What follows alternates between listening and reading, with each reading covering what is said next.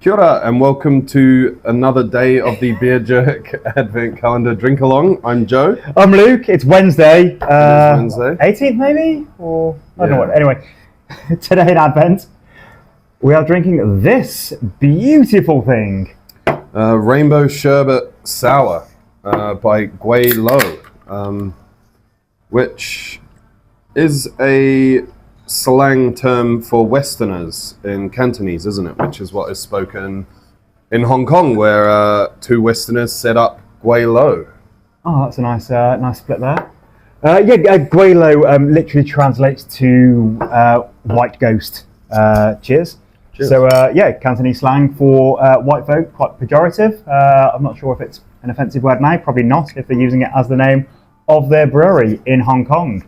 Pretty fun name and good, pretty interesting approach to brewing. So yeah, as Joe said, it's a couple of English people about 10 years ago set up Gweilo in Hong Kong, and since then they've kind of become huge. I first became aware of the beers and drank the beers. I used to work in Singapore a bit, they were quite widely arranged in cool craft beer bars and shops around Singapore, and since then they are taking over the world. They are brewing in Australia, a rocky region, Western Australia, and they're also brewing in Yorkshire, I think. I was reading that the beers have been ranged in Tesco's and are pretty widely available in Britain. Which that especially is really cool, just the connection between Hong Kong and Great Britain has historically been a very, very close one. It was part of Britain for many years, until that 100-year agreement ran out. I'm sure you were all in tears in '98 when Chris Patton left, and it became part of China once again. Hong Kong to this day is a very, very British influenced place. So cool to see them spreading a bit of their, British great beer sensibilities to Hong Kong, but then sending it right back with lots of interesting Cantonese and Hong Kong influence flavours that people are getting to drink in England. And also tangentially, I suppose we are on the Pacific Rim here in Australasia and Zealandia. So I don't know how it would have come about how they started brewing in Australia, but very cool that they are, because it means that we could get hold of this beer for the Advent calendar. Yeah. I guess it's if you're exporting a lot to a country. Australia are massive consumers of imported beer. They love beer from all over Europe, the UK, America, and clearly a couple sort of cool breweries in Japan and Hong Kong. Yeah. So it makes sense, right? If you can contract brew over there and you can hit volumes that make that efficient, then it's worthwhile. And something like this, it's so good. It's a silly beer, but it has absolutely hit the nail on the head. It's got that lovely sort of sherbety acidity. It's not like a lactic acidity or anything like that. It is quite a citric, sort of bright acidity, like you've just made some fresh sherbet. Acid. Yeah. The artwork is just perfect as well. Obviously, it's like rainbow sherbet. Yeah. And that lovely sort of like the licorice lace that you get. Yeah, and you get those rainbow laces that are super sour and chewy and delicious. But yeah, it's like if I had to sort of pick notes out, I'd say like a bit of peach, pineapple, raspberry. But rainbow is a maybe better descriptor, which is fun. Yeah, it is. It doesn't taste like E-numbers, which is nice. So some of these beers that are influenced by sweeties, lollies, taste like, lots of lollies do taste completely artificial and not like a real thing, but it's kind of, you are getting the fruit character to it, but then you're getting the sort of the acid and a bit of saltiness and the... and it's a nice like sweetness as well. Yeah, I probably wouldn't really enjoy sitting and eating a load of sherbet. I can't remember the last time I consumed sherbet, as a kid probably. But I am quite enjoying sitting down drinking this. Yeah, it's I used to make Raro sherbet with my brother in school holidays. Oh yeah, how'd you make that?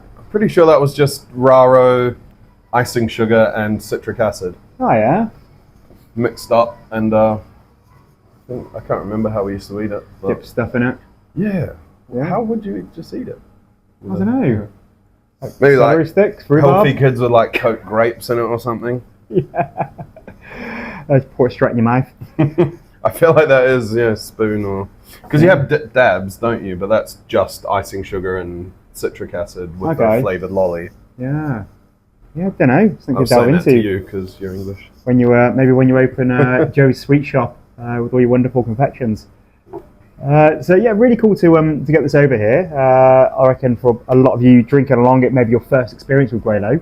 And yeah, I don't know if sherbet is a huge flavour in Hong Kong. No. I imagine they probably do have lots of sweet shops having that English influence. But yeah, it's a cool kettle sour beer, and as you say, it does what it sets out to do, and it's always nice when a brewery has that intention and they set themselves a target, and they just hit it absolute bullseye. Yeah, it's undoubtedly this does what it says on the can. Yeah, and there is a trend for sort of confection beers to get ridiculous, and like I showed you a video recently of a coconut cream infused beer that was pouring and the person had to squeeze the can to get it out and stuff like that. And it gives you that sort of delight and that it's like a sweet treat that is fun and reminiscent of probably a lot of our childhoods, but it doesn't make you feel like you've just drank a cake or it's not sickly, it's not super thick, it's not super sickly, it's really bright, really fruity, but also very light.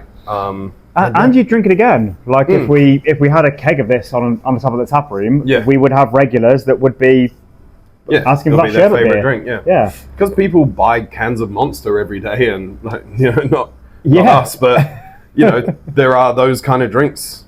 This is a similar kind of vibe to those, I think. Yeah, definitely, and it's always lovely to root things in nostalgia. And there's a lot to draw from, flavours of the past, however recent or far back that might be, and it's always lovely to bring to mind memories, like you talking about you and your brother making your own sherbets. If you've got your own Proustian memories that have been triggered by this wonderful beer, be sure to share them in the NZ Beer Jerks Facebook group, which is our little community where people chat about all things beer and brewing. Good work, Gweilo. It'd be nice to get some more beers in New Zealand, hey? Yeah, it would be amazing. Yeah, we should get to work on that. Yeah. Thank you for joining us today. We will see you again next time for the next instalment of Advent Drink Along. Cheers. Cheers.